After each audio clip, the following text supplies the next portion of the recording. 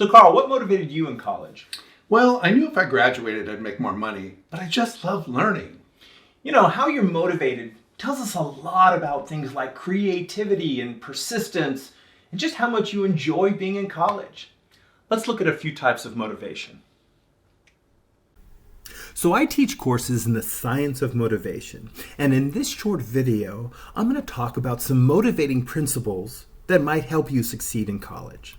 So recently, a survey went out to 1,000 college students, asking them to rank the top 4 reasons why they were in college. The first was pursue my passion. The second highest ranked, create a better life for myself and my family. Third, improve my income and career prospects. And 4, discover my purpose in life. These 4 represent motivational principles known as intrinsic and extrinsic motivation. Extrinsic motivation means you're motivated by money or grades or points or approval. And intrinsic motivation means it's more internal, a sense of purpose, of interest, of curiosity, of pride. Now, extrinsic motivation is a perfectly reasonable way to be motivated. We do a job because we get paid to do it. That's fine. Or maybe you do well in a class because you want to get that A or you want to get that grade. You're focused on the outcome, the grade. Or maybe we want approval from a teacher or a parent or a friend. So we're working hard in school to get that extrinsic reward. Now, extrinsic rewards are a big part of basic learning principles in psychology. Rewards and punishment shape behavior. But extrinsic rewards can get us into trouble. Let me give you an example. 2 groups of people were given these supplies, a box of thumbtacks, some candles and matches, and asked to fix the candles against a wall and light them. One group was paid to do this and the other was not. And what we found was that those that got paid, focused on the extrinsic reward, had a really difficult time solving this problem and took a lot longer to solve it than a group that was not paid. The reason is you kind of had to think outside the box. You had to be creative. In other words, you had to use the box itself in solving this problem. But sometimes offering extrinsic rewards can reduce intrinsic interest. So maybe a child that really loves playing sports as a kid, but if they ever become professional, they might lose an interest because now the reason they're doing it is to get paid. However, with intrinsic motivation, we often talk about the 4 C's. The first is being challenged. That might be running a long race, or it might be feeling challenged in a class itself, taking a difficult class and working hard and solving those problems. It's a really good feeling. In psychology, sometimes we call this a flow state, where we're challenged just at that right level of our skill. And we feel that sense of accomplishment when we overcome this challenge. The second C is control. And Piaget, who was a developmental psychologist, talked about the importance of children learning control. Control is a very important part of adulthood as well.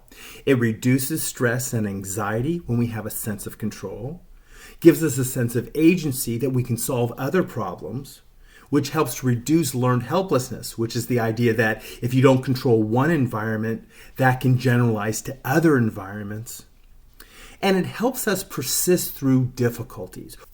A really important thing to learn in college, which you can apply to your career. The third is context. You have to think about why you're in college. What is the purpose? It goes beyond just learning facts. As Einstein said, education is not the learning of facts, but the training of the mind to think. Think about that when you're taking classes. You're bettering yourself to think about stuff, to evaluate information, to think critically, to work through arguments. That's one of the main reasons you're in college. And the 4th C is curiosity. We have a strong curiosity drive. It's such an important thing. And one of the most important things is to lean into your curiosity. If you're curious about something, seek out a teacher. Raise your hand in class. Don't be afraid to ask questions. Knock on your professor's door. Get involved in their lab.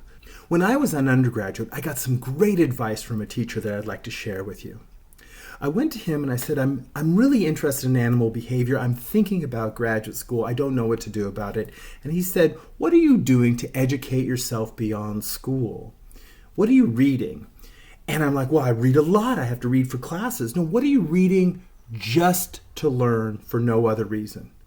And he introduced me to these popular science books by Jane Goodall and Diane Fossey and Farley and Mowat about animal behavior. And I began reading these books knowing I'd never have an exam on them. I just learned for the sake of it.